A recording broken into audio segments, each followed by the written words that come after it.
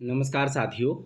आज हम नेस 2017 में कक्षा 5 के लिए गणित विषय में पूछे गए प्रश्नों का अभ्यास करेंगे ताकि हम 2021 के नेस के लिए गणित की तैयारी बेहतर कर सकें और प्रश्नों की प्रकृति को समझ सकें। तो हम यहाँ पहला प्रश्न देखेंगे।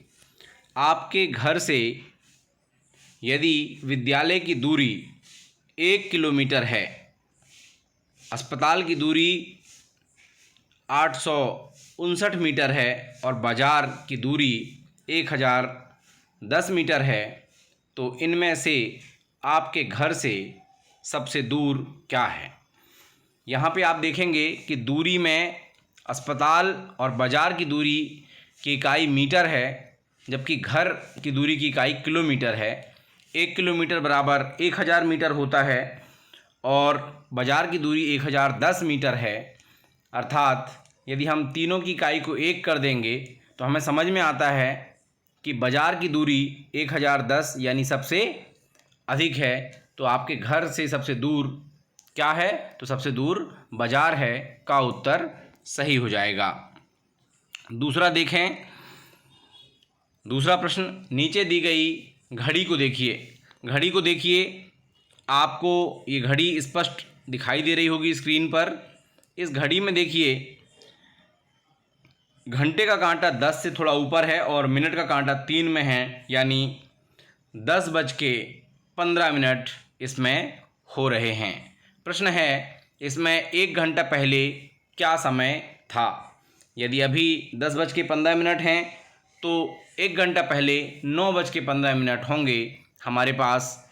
इस घड़ी में देखिए, इसमें 11 बजा हुआ है, का ऑप्शन में 11 बजा है, खा ऑप्शन में 9:15 है, गा में 2 बजे हैं और घा में 1:15 हैं, यानी खा ऑप्शन हमारा बिल्कुल सही है, 9:15। प्रश्न क्रमांक 3 हम देखेंगे। दो पहिया साइकिल के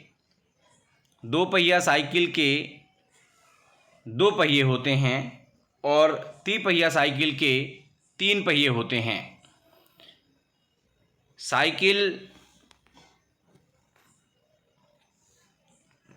दो पहिया साइकिल के 2 पहिए और 3 पहिया साइकिल के 3 पहिए। यहाँ पर प्रश्न है, 3 2 पहिया साइकिल और 2 3 पहिया साइकिल, कुल कितने पहिए होंगे? तो 3 2 पहिया साइकिल हैं तो उनके कुल 6 पहिए हो जाएंगे और 2 3 पहिया साइकिल हैं तो उनके भी 6 पहिए हो जाएंगे। इस तरह 2 पहिया साइकिल के 3 साइकिल के कुल 6 पहिए और 2 साइकिल के कुल 6 पहिए, अर्थात कुल 12 पहिए। प्रश्न क्या है? कुल कितने पहिए हैं? तो उत्तर घा 12 बिल्कुल सही है। आगे देखें। टमाटर और आलू का प्रति किलोग्राम मूल्य दिया गया है। इनके अनुसार 2 सही 1/2 किलोग्राम टमाटर और 1 सही 1/2 किलोग्राम आलू का कुल मूल्य क्या होगा? हम सामान्य भाषा में कहेंगे 2.5 किलो टमाटर और 1.5 किलो आलू। हम यहाँ पर देखते हैं, टमाटर के चित्र में नीचे देखते हैं, यहाँ पे इसका मूल्य लिखा हुआ है टमाटर के नीचे 18 रुपये प्रति किलोग्राम। 18 रुपये प्रति किलोग्राम टमाटर है। और कितना टमाटर चाहिए? टमाटर चाहिए 2.5 किलो, 2 सही 1/2। और आलू कितना है? 13 रुपये किलो और ये कितना चाहिए? 1.5 किलो। अब हम सामान्य 5वीं के बच्चे भी आसपास सब्जी लेने जाते हैं। यदि हम 2.5 किलो टमाटर लेंगे 18 रुपये के भाव से तो 2 किलो 36 रुपये का आएगा और प्लस आधा किलो 9 रुपये का आएगा। इस तरह 45 रुपये का आपका टमाटर आएगा। इसे हम हल भी कर सकते हैं, मिश्र भिन्न को सरल भिन्न में बदल करके, और फिर हम इसे गुणा करके भी निकाल सकते हैं और ऐसे समय अभाव में हम सीधे सीधे भी कर सकते हैं। 13 रुपये के हिसाब से 1.5 किलो, तो 13 का आधा हो गया 6.5, यानी 13 में 6.5 रुपये हम और जोड़ देंगे, 13 6 19, 19.5 रुपये। तो ये आलू का मूल्य निकल आएगा और इस तरह दोनों का मूल्य हो जाएगा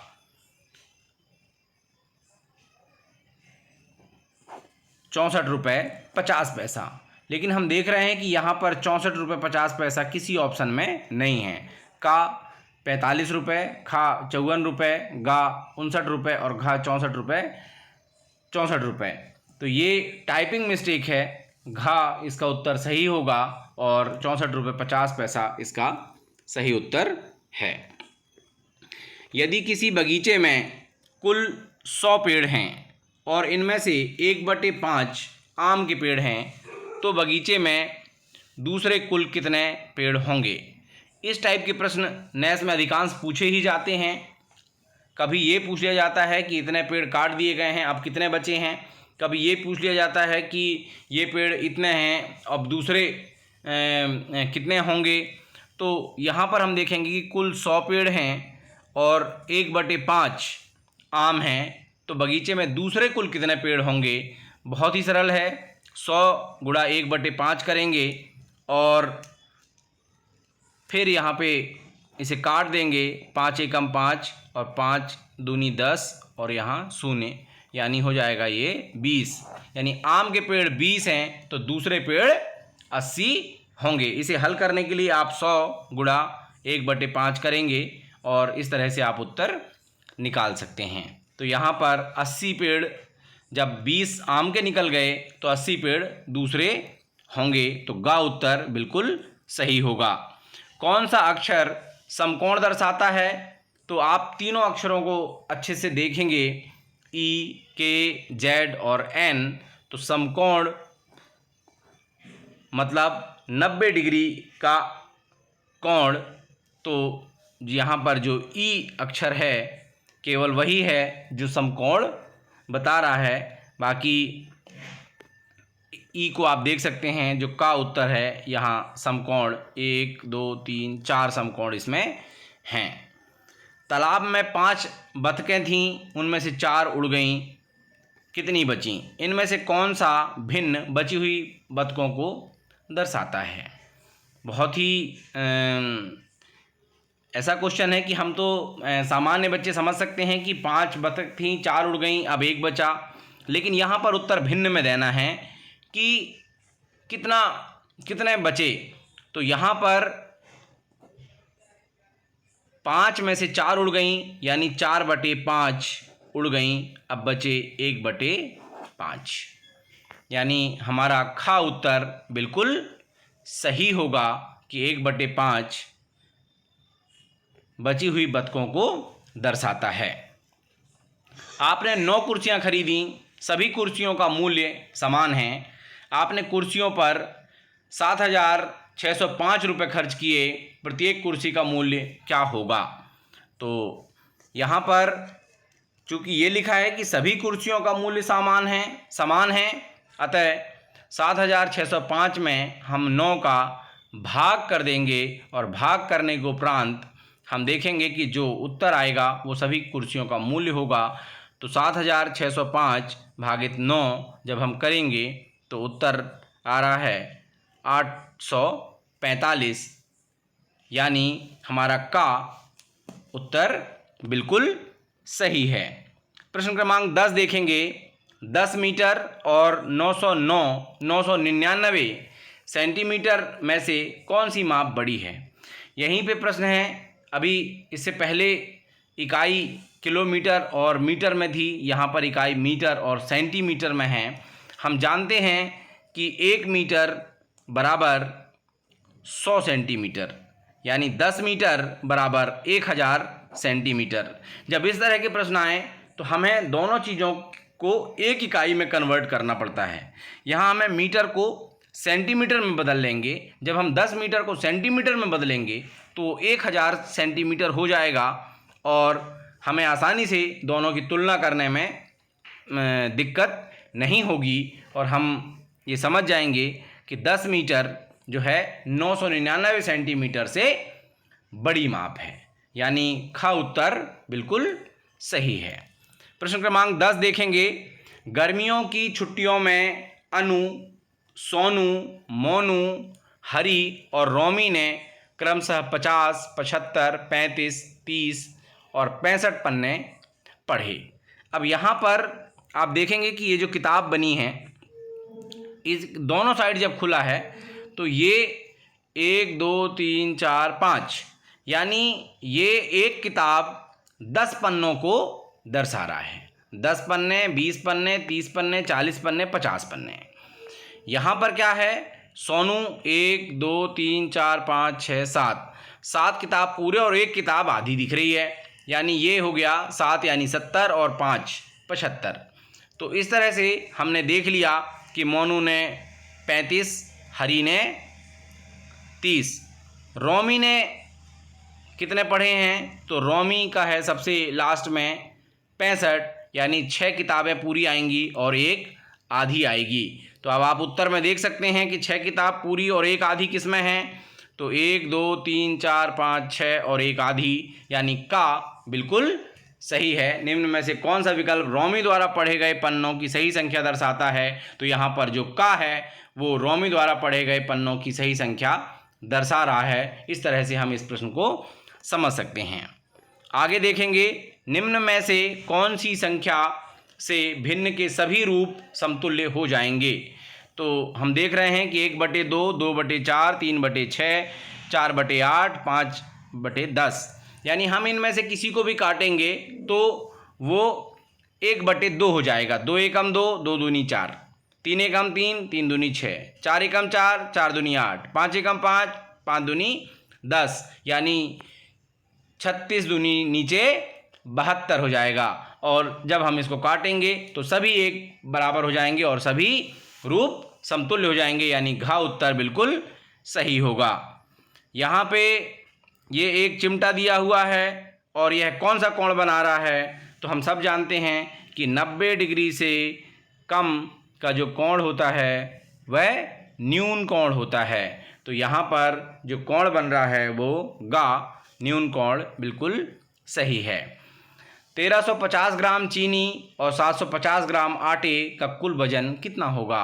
इन दोनों को हम जोड़ देंगे, 1350 और प्लस 750, यानी ये हो गया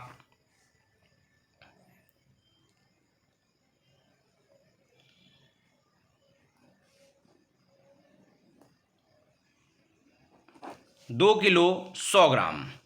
2 किलो 100 ग्राम मतलब 2100 ग्राम हुआ, ये 2100 ग्राम हुआ। जब हम इसे किलोग्राम में बदलेंगे तो 1000 ग्राम बराबर 1 किलोग्राम, इसलिए 2000 और 100 और है तो 2 किलोग्राम और 100 ग्राम है, यानी यहाँ पर वजन कुल कितना होगा, तो 1 किलोग्राम के बराबर नहीं, गलत उत्तर। 2 किलोग्राम से कम, ये भी गलत उत्तर। 2 किलोग्राम के बराबर, ये भी गलत उत्तर। घा बिल्कुल सही है, 2 किलोग्राम से अधिक, क्योंकि हमारा उत्तर आ रहा है 2 किलोग्राम और 100 ग्राम। प्रश्न क्रमांक 14 देखें। 10 के बाद अगली त्रिकोणीय संख्या कौन सी होगी। अच्छे से देखिए इस गौर से इस प्रश्न को। तो यहाँ 1 शून्य है, फिर उसके बाद यहाँ पर 1 के नीचे 2 और लग गए हैं, फिर 1 और 2 थे, 3 और लग गए हैं। यहाँ 1 था, 2 था, फिर 3 था, फिर 4 हो गया। तो अगले चित्र में 1, 2, 3, 4 और उसके नीचे 5 और हो जाएंगे। तो हम इनको जोड़ लेंगे, 1 और 2 3 और 3 6 और 4 10 और 5 15, यानी घा बिल्कुल सही उत्तर होगा। दी गई तालिका के आधार पर यातायात में कौन सा साधन सबसे अधिक प्रयोग किया जाता है। इस तरह से सारणी आधारित प्रश्न बहुत सारे आते हैं नेस में, सभी बच्चों के लिए बहुत इंपॉर्टेंट है, सभी शिक्षकों के लिए बहुत इंपॉर्टेंट है। इस तरह के सारणी आधारित किसी भी चीज़ टाइप की आप सारणी बना सकते हैं। उसको बच्चे को सिर्फ एक बार समझाना है कि सारणी पढ़ना कैसे है और वो आसानी से समझ जाएगा। अभी सब बच्चों के लिए ये बहुत इंपॉर्टेंट ये वीडियो है, आप लोग इसे ज़्यादा से ज़्यादा संख्या में देखिए, सब बच्चों तक पहुंचाइए। यहाँ पर हम देखते हैं विद्यालय पहुंचने के लिए प्रयोग किए गए साधन। तो विद्यार्थियों की संख्या, पैदल विद्यालय कितने बच्चे पहुँचे? 125। साइकिल में कितने बच्चे पहुँचे? 85। स्कूटर में कितने पहुँचे? 48। और बस में पहुँचे 132। यानी सबसे अधिक क्या पूछ रहा है यहाँ पर? कौन सा साधन सबसे अधिक प्रयोग किया जाता है? तो सबसे अधिक जो प्रयोग किया जाता है वो बस प्रयोग किया जा रहा है, यानी ग उत्तर बिल्कुल सही होगा। तो साथियों, आज हमने नेस 2017 के प्रश्न, गणित के प्रश्नों को यहाँ पर हल किया और ये सभी बच्चों के लिए बहुत ही उपयोगी है। आप अच्छे से इसे देखेंगे, तैयारी करेंगे, सभी शिक्षकों के लिए और सभी बच्चों के लिए ये बहुत उपयोगी होगा और हम बेहतर तरीके से 2021 के नेस में परफॉर्म कर पाएंगे। यदि अभी तक आपने मेरे चैनल को सब्सक्राइब नहीं किया है तो इसी तरह विभागीय जानकारियों और वीडियोज़ के लिए, अध्ययन अध्यापन के वीडियोज़ के लिए आप मेरे चैनल को लाइक कीजिए, कमेंट कीजिए, सुझाव दीजिए, सब्सक्राइब कीजिए और शेयर कीजिए। धन्यवाद।